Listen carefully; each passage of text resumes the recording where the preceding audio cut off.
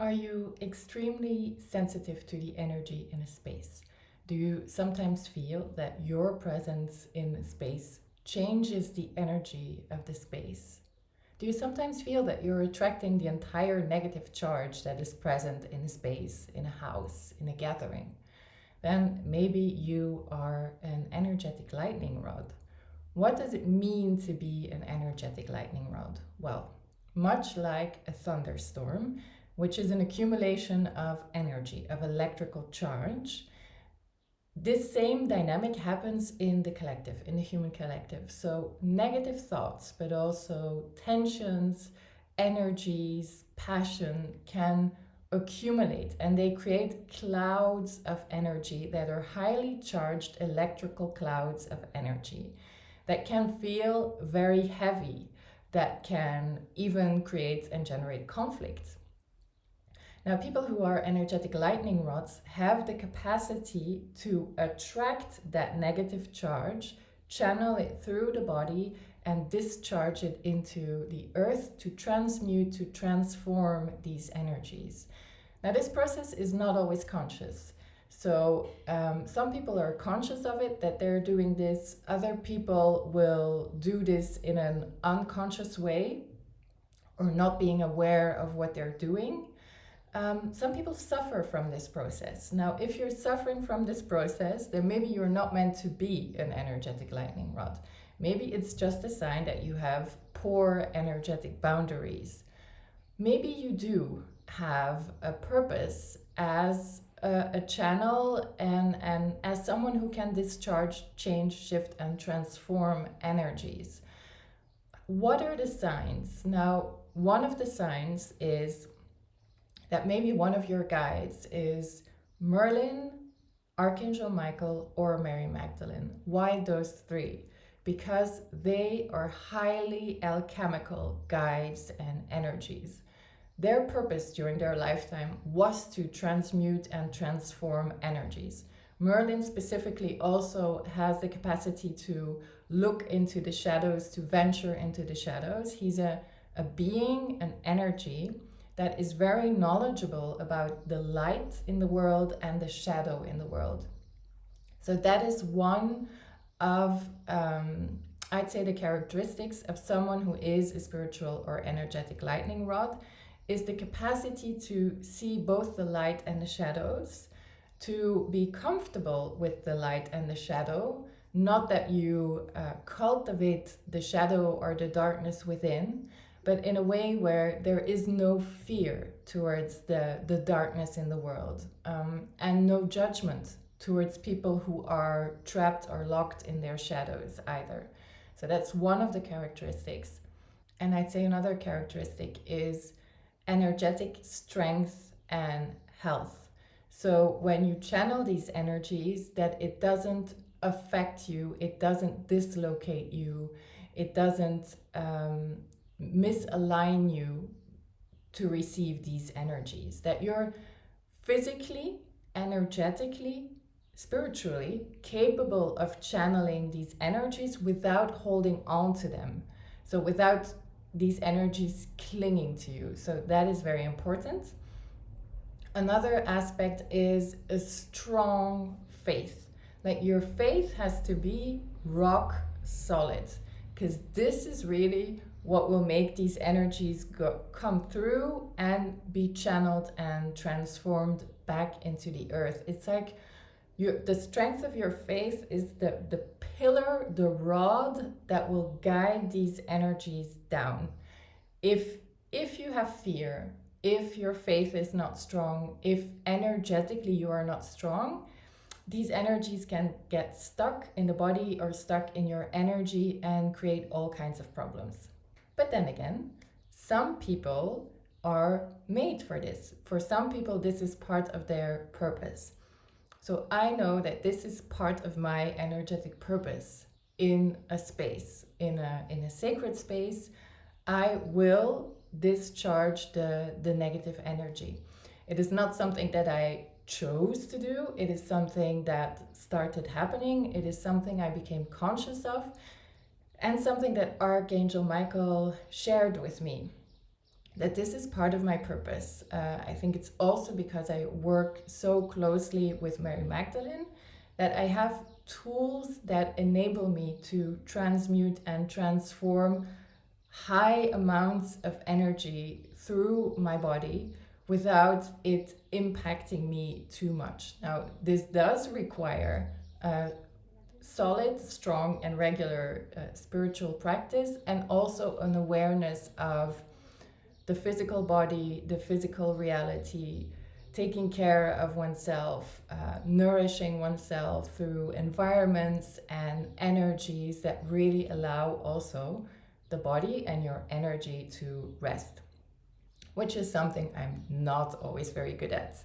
But luckily, I have a very strong energetic structure and a very strong faith. Now, as a space holder or as a teacher, I would say that this is a very important capacity to have. And it is essential to be a good space holder or a good teacher in energetics or in spirituality. Because when you assemble a group of people comes together with a purpose to evolve, with the purpose to transform. A lot of negative energy will be brought up because it's an alchemical process. People get in touch with their darkness, they encounter their egos, there's a lot of thought, there's a lot of energies bubbling to the surface to be transformed.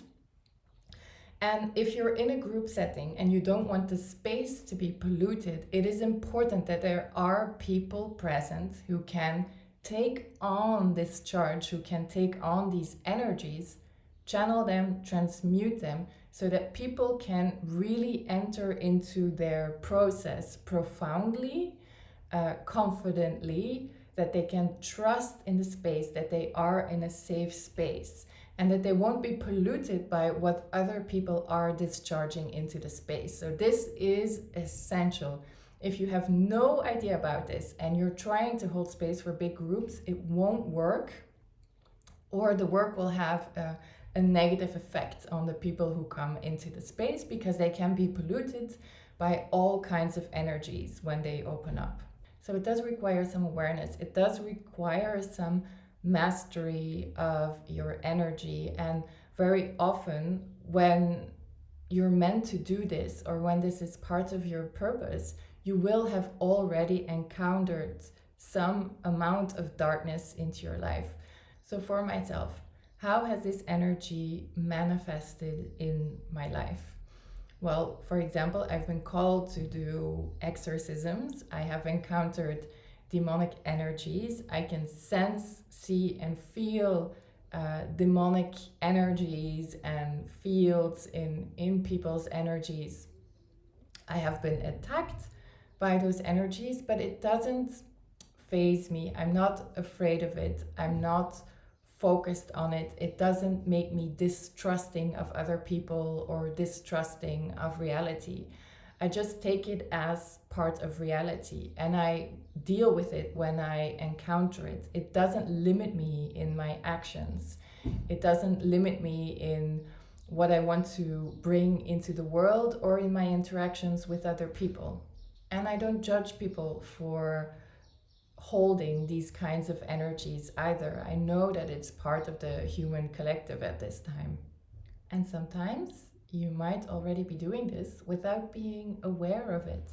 So I have an example of this when recently I went on a trip to Egypt to swim with the dolphins. We were on a boat together, and the closeness of the boat and the isolation of a boat in the middle of the water, I felt that this was the ideal space to organize a dream temple.